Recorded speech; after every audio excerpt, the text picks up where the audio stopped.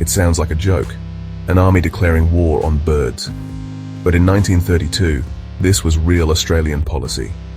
Australia, 1932. Farmers in Western Australia faced a crisis. Thousands of emus were destroying their crops. The solution? The government sent in the military, led by Major GPW Meredith, with machine guns. The war began. Soldiers attempted to encircle the emus, but these birds were surprisingly intelligent and fast. They scattered into small, elusive groups. Major Meredith struggled to hit them.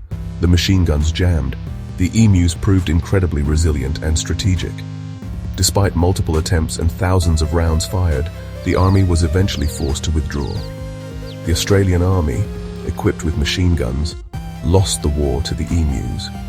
One of history's most bizarre military blunders. Team Emu or Team Army? Tell us. And follow for more wild, true stories.